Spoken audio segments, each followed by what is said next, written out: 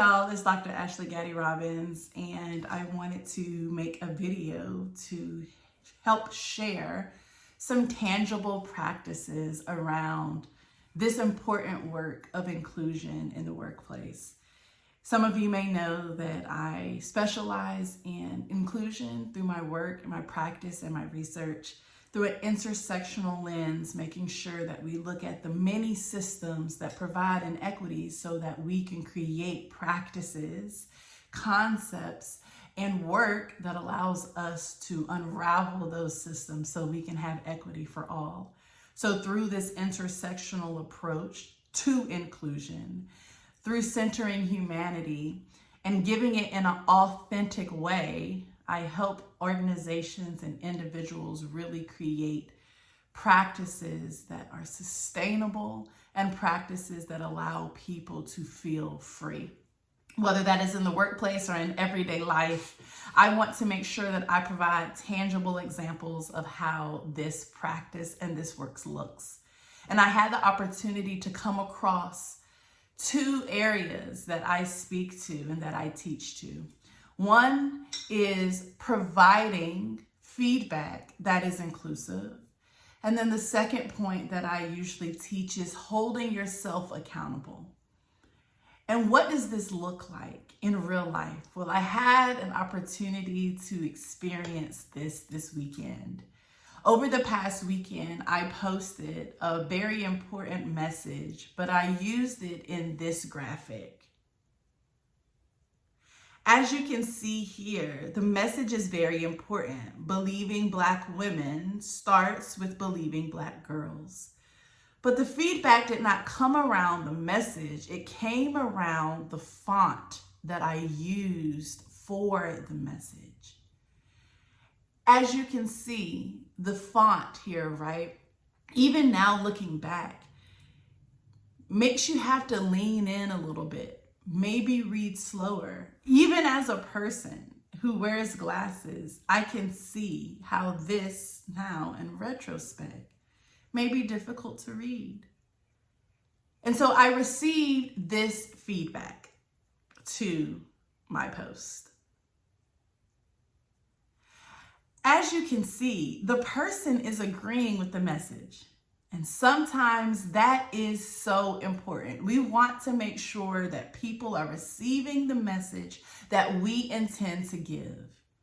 But they provided a very important piece of feedback that for people who, right, may have trouble reading different fonts, for a person who may be visually impaired, for a person who may also have different aspects of vision, whether that be color, whether that be text, whether that be wording, could find this message hard to take in. So let's break down the reality of giving feedback. One, it's very nerve-wracking to give feedback.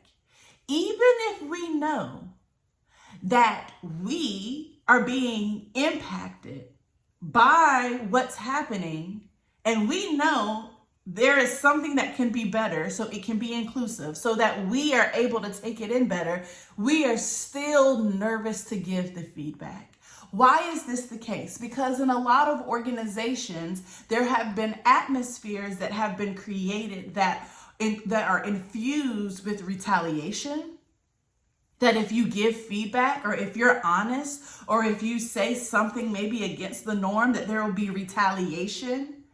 Maybe that's not getting a promotion. Maybe that's taking away your rights in a meeting. Maybe that's just informal chatter about you around the office. Retaliation, unfortunately, is so infused in the workplace, and so it prevents people from providing feedback and being honest, even if it's something that will help them.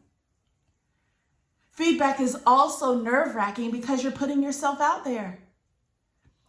You may be a person who has an identity that is vulnerable. And so if you shed light on this feedback, it may open the door for people to learn more about you. And that can be very scary.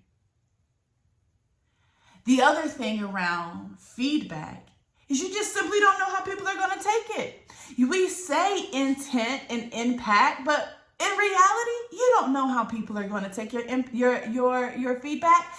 They may receive it negatively. They may kind of get in their own head about it. They may give you responses like, well, that's not what I really meant. You're taking it too sensitive. Why would you think that way of me? I mean, unfortunately, we have more negative examples of how people respond to feedback than positive ones. So for the person to even give feedback in this way is a big step. And I want to encourage you to really think about the feedback that you're given.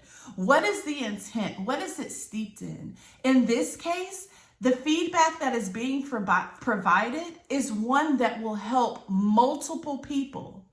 It is feedback that truly does help not only this single reader, but also many other readers who may also experience this same thing.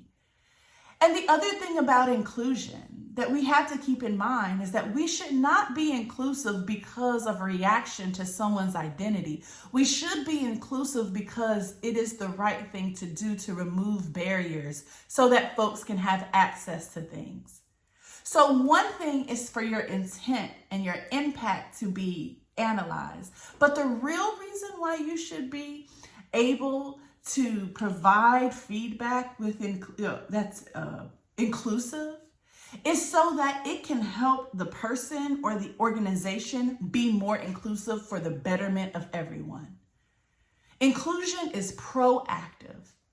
It is intentional and it is ongoing. So I really encourage us to take these two aspects in when we want to provide feedback for an organization or a place to be better. Now, on the other side of that is receiving inclusive feedback, holding yourself accountable. This one also comes with its own emotions, right?